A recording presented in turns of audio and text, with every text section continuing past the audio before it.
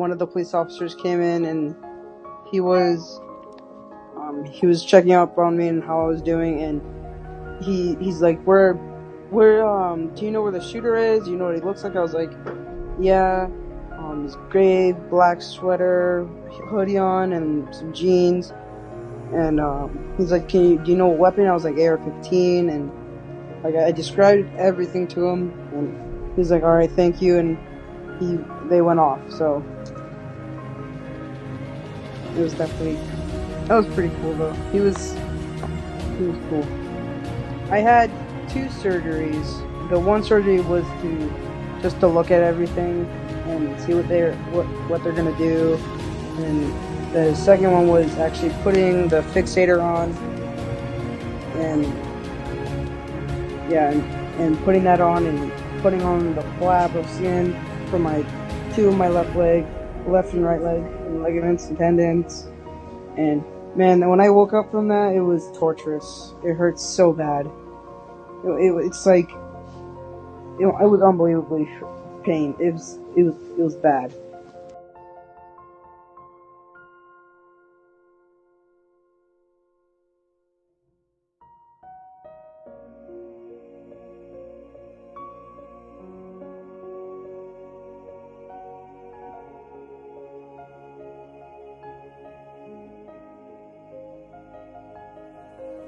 My friend Helena, who was behind me, she like pushed my shoulder and said, "Sam," and I'm like, "Oh, this is real." And all I remember when I was running to my hiding spot was that this is actually happening. This is actually happening. And then they came in the door and I raised my hand. I'm like, "I'm injured." I didn't feel anything at that point. I didn't feel pain. I didn't feel anything. Only the fact that I kind of was sticky here, because I guess the blood was sticking to me, and I felt the liquid, but I didn't feel any pain. So I was just like, "I'm injured, I'm here." And then I was escorted outside, and then they told us to run. So we sprinted like as fast as we could. We like ran, and then they checked me out. The ambulance personnel were just like, "Oh, it was a through and through." I didn't really grasp what that meant. I'm like, through and through, okay, sure. I didn't really think like that I got shot. At that point, I didn't know how I got hurt, but I didn't think I got shot for some reason. So I'm like, okay, through and through. So they took me to an ambulance, they checked me out, and she's like, "Yeah, it was a shot through and through." And as soon as they said shot, I'm like, me? Shot? No, I don't think so. I was very confused. I'm just like, it didn't really kind of seep in yet.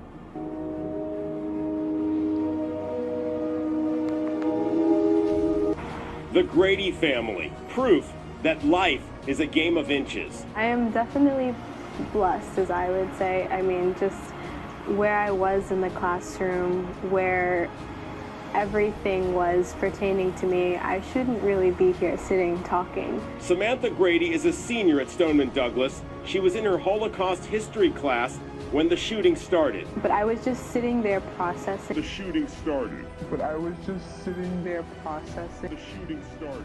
But I was just sitting there processing. Because I never heard a gunshot before in my life, at least not a real one. And movies don't really depict how scary and horrifying that sound truly is. The terror was approaching.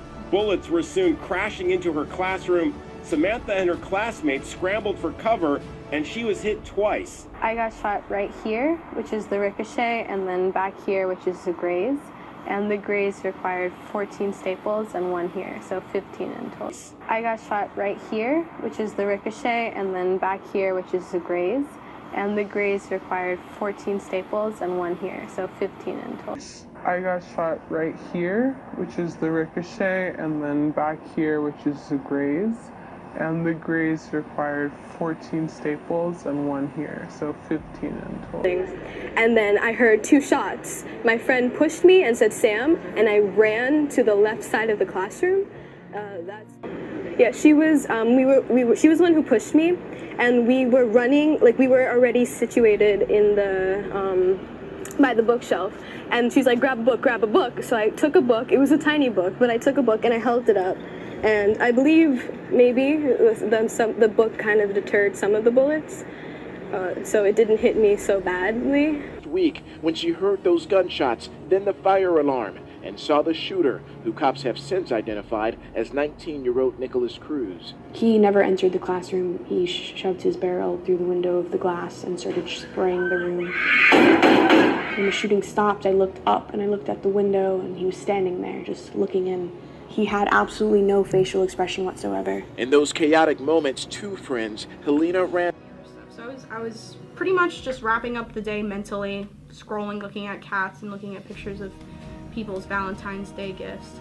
And then behind me, I hear 3 shots in the hallway, like the loudest noise you've ever heard, from the back of my head. And so we start looking around the room and scan, and everyone kind of just pauses, but like gives this silent look to each other. And then someone says, "Is it a drill?" And I'm like, in my mind, it was like, absolutely not. Those are very real gunshots. Kids are in the other. I'm next to a few kids that I know. Finally, the gunshots stop. I see and I look up.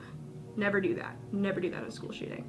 I look up from underneath, from behind this wooden podium that I'm now hunched over, and I see him. He's standing there in the window. Doesn't say anything. He's adjusting something, but he's just looking in, peering.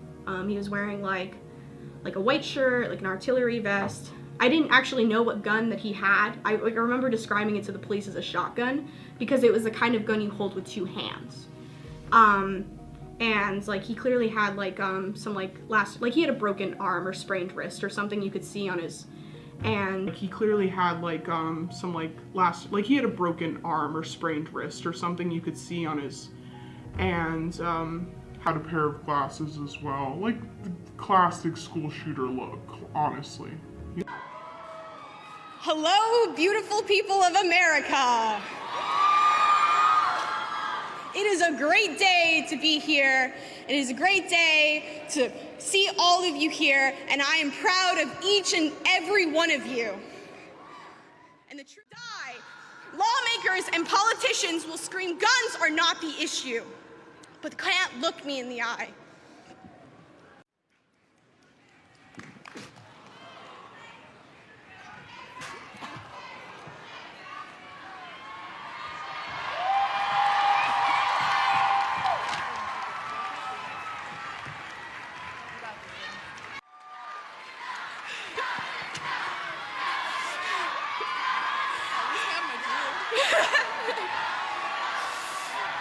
I just threw up on international television, and it feels great.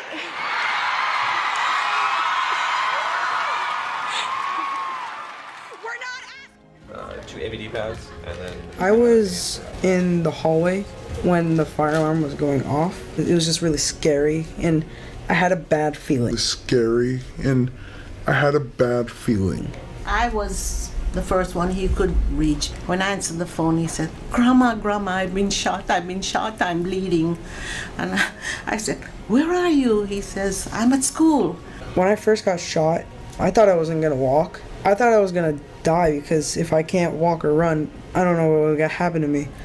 Most of the kids, when they came in that day, were basically in shock, like, what happened? It was a lot of organized chaos, I would say. Kyle had a significant injury to his foot, which really affected the mechanism of walking and foot function. So we took Kyle to the operating room for a pretty extensive operation. He was in the OR for about 8 to 9 hours. I can tell you by the end of the day, on Valentine's Day, I was quite emotionally spent. And I'm sure many of my colleagues felt the same way, as well as the nurses and all the other professionals who are dealing with this. I lost 4 friends. It's very sad. They were great people, lovable people. They didn't deserve to die. Well, his prognosis is very good. He's a child, and they rehab very well. He's got a long road ahead of him. I mean, he's going to need a lot of occupational therapy, physical therapy to get him moving again. He's got great determination. He's got great family. Mom and dad are always here for support. Thank you, everybody. I mean, there's so much love and support, and just going through this tragic ordeal, you see there's so much more love in the world than there is negative. Just can't thank everybody enough for what they've done. And this hospital is fantastic. They've really helped him out a lot. So thank you to everyone. My grandson is very strong. It is unbelievable how America is so wonderful when tragedy strikes. and I just love it. Thank you. Recover fast if you're still in the hospital. God bless you. You have to like get through this. I know it's so super hard, but you can do it. There's always someone there to help you. All right. Everything else is healthy around it. After college, I want to be a fire/paramedic for Coral Springs. I know CPR and the Heimlich maneuver. Yeah, I love helping people. I feel like it's my passion.